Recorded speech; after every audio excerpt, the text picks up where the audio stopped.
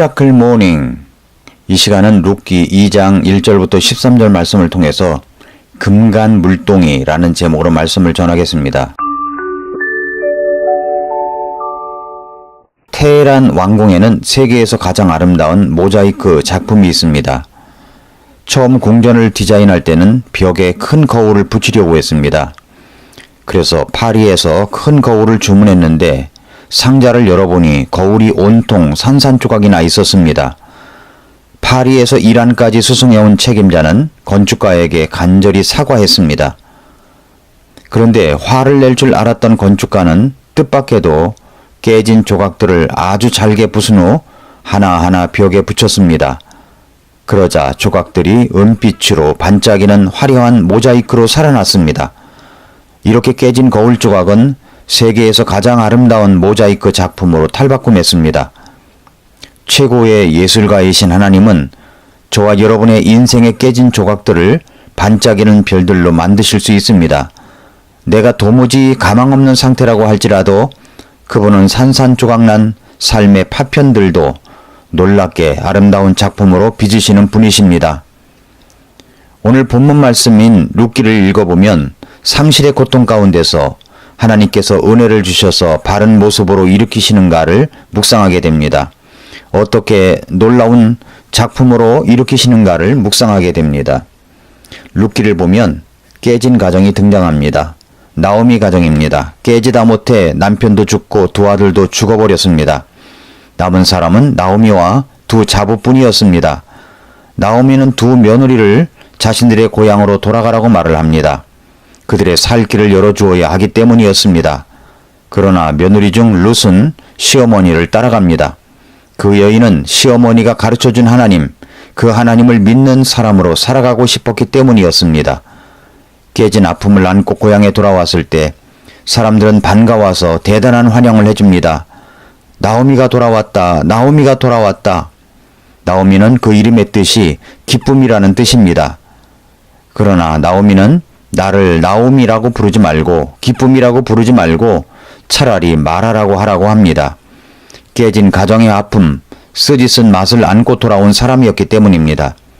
그런데 성경 룻기는 룻기에서 나오미에게 초점을 맞추는 것이 아니라 룻이라고 하는 이 여인에게 초점을 맞춥니다. 그 룻의 이야기를 합니다. 남편도 잃고 모든 것을 잃고 돌아온 깨지고 상한 여인 룻. 룻이라는 여인에게 포커스를 맞추어서 이야기를 하자면 이렇습니다. 룻이라는 여인은 젊은 나이에 과부가 되었습니다. 룻의 시어머니가 있는데 그 이 시어머니는 이스라엘 땅의 베들레헴에 살았었는데 그 지역이 흉년이 되니까 살기 좋은 도시로 이주를 하다 보니 모압 땅까지 오게 되었던 것입니다. 그런데 그 집에 아들 둘이 있었는데 룻은 나오미의 집 한 아들과 결혼을 하게 되었습니다. 어느 날 나오미의 남편인 시아버지가 돌아가시더니 두 아들조차 세상을 떠나고 말았습니다. 졸지에 나오미가 과부가 되었고 또한 두 며느리도 과부가 되었습니다. 그렇게 쓰디쓴 인생 속에서 나오미는 이제 며느리 룻과 함께 베들레헴으로 돌아옵니다.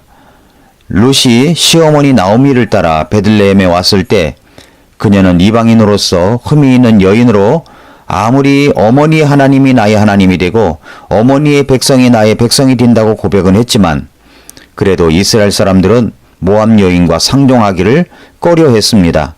그도 그럴 것이 신명기 23장 3절에 보면 암몬 족속과 모압 족속은 주의 회중에 들어오지 못하리니 그들은 심지어 10대 이르기까지 주의 회중에 영원히 들어오지 못하리라 라고 했습니다. 그런데 룻기를 읽어가다 보면 이 룻이라는 여인을 옆에서 위로해 준 사람이 있는 것을 봅니다. 그 사람은 바로 보아스입니다. 룻이 시어머니와 자신을 위해서 이삭을 주우러 들판에 나갔습니다. 그런데 그곳에서 보아스의 눈에 룻이라는 여인이 들어왔습니다.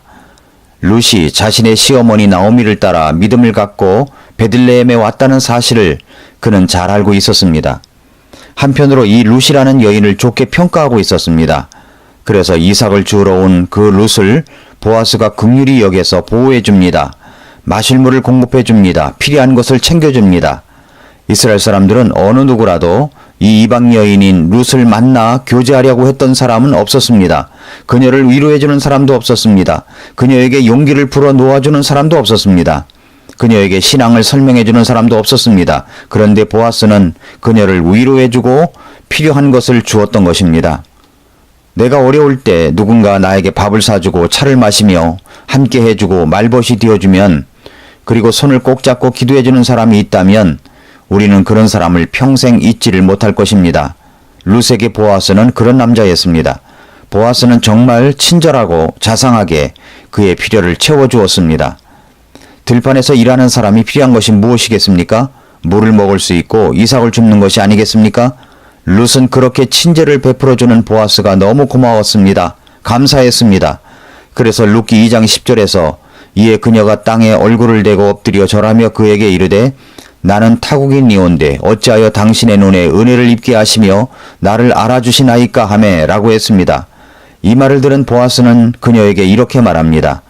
룻기 2장 11절 12절에 보아스가 그녀에게 대답하여 이르되 네 남편이 죽은 뒤에 네가 네 시어머니에게 행한 모든 것과 또 네가 네 아버지와 어머니와 모국을 떠나서 지금까지 알지 못하던 백성에게로 온 일을 내가 분명히 보았느니라. 주께서 네가 행한 일에 보답해 주시기를 원하며 주 이스라엘의 하나님께서 자신의 날개 아래로 의지하러 온 네게 충분히 보상해 주시기를 원하노라 하거늘 이라고 했습니다. 보아스는 룻이 과부가 된 것도 알고 있었습니다. 그리고 룻이 전능하신 하나님을 택하여 시어머니를 따라 낯선 땅에 온 것도 알고 있었습니다. 그래서 그러한 것을 하나하나 짚어줘 가면서 칭찬합니다. 그리고 그녀의 믿음을 칭찬합니다. 주께서 네가 행한 일에 보답해 주시기를 원하며 주 이스라엘의 하나님께서 자신의 날개 아래로 의지하러 온 네게 충분히 보상해 주시기를 원하노라. 그녀의 아픈 마음을 잘 다독거려 주면서 소망을 심어주는 말씀을 한 것입니다. 룻은 감격했습니다. 그래서 2장 13절에 그의 감격의 말이 나옵니다. 그때 그녀가 이르되 내 주여 내가 당신의 눈앞에서 호의를 얻기 원하나이다.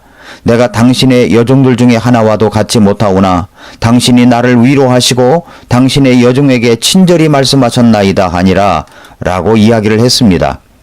룻은 자신같이 흠이 있는 이방 여인을 향하여 그렇게 이야기하는 것에 감격했습니다.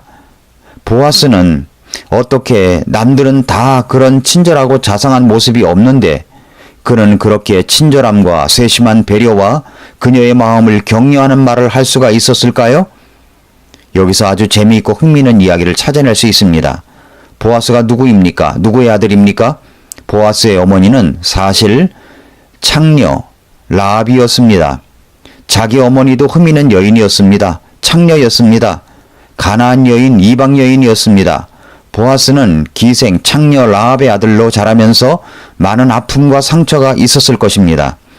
그런 이유 때문인지는 몰라도 보아스는 흠이 있는 여인 룻을 정말 친절하게 자상하게 이야기를 해줍니다. 보아스는 결혼 정년기를 훨씬 더 지나서 혼자 살고 있는 남자였습니다. 아마도 이스라엘 사람들이 이방 여인인 창녀 라합의 아들에게 딸 주기를 싫어했는지도 모릅니다. 이스라엘 여인들이 흠 있는 보아스와 결혼하는 것을 꺼려했을 수도 있습니다. 그런 처지 속에서 살고 있었던 보아스가 이 룻이라는 여인을 보니까 아마도 자신의 아픔을 생각하였을 것이라고 생각이 됩니다. 그래서 그 여인에게 한마디 하는 것이 그렇게 깊은 위로의 말이 되었습니다. 그의 의로가 룻의 가슴을 파고들었습니다. 그녀의 상처를 치유해주는 강력한 위로였습니다. 누군가의 아픔은 누군가의 큰 상처의 강력한 아픔을 통해서 더 큰 위로와 힘이 될 수가 있습니다. 보아스는 자신의 어머니의 아픔과 자신의 아픔을 떠올리면서 그렇게 이방 여인으로 믿음을 찾아온 룻에게 연민의 정과 사랑을 느낍니다. 그리고 룻을 사랑했습니다. 위로했습니다. 이제 그녀의 인생에 새로운 빛이 임했습니다. 한 10년 전쯤 나온 책인데 브래던 매닝의 신뢰라는 책이 있습니다.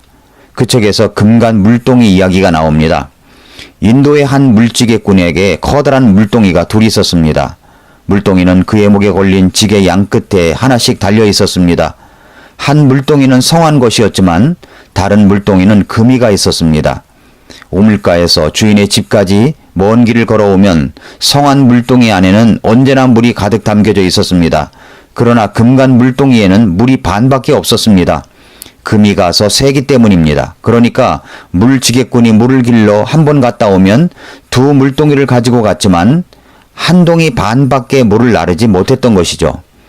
온전한 물동이는 자기의 목적을 달성했기에 자기의 실적이 항상 자랑스러웠습니다.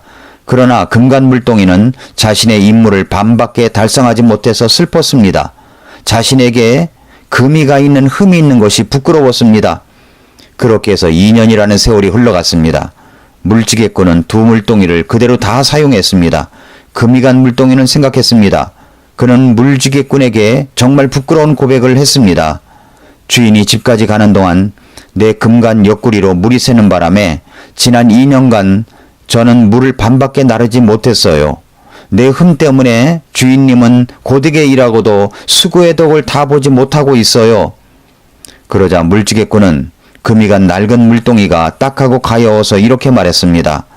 이따 주인님 집으로 돌아갈 때 길가에 예쁜 꽃들을 잘 보거라. 꽃이 반대편 쪽에는 없고 네 쪽에만 있는 것을 보았니? 내가 늘 네 흠을 알고 잘 활용했기 때문이란다. 나는 네가 있는 쪽 길가에 꽃씨를 심었고 우리가 우물가에서 돌아올 때마다 네가 꽃씨에 물을 주었지. 2년 동안 나는 예쁜 꽃을 꺾어 주인님 식탁을 꾸밀 수 있었단다.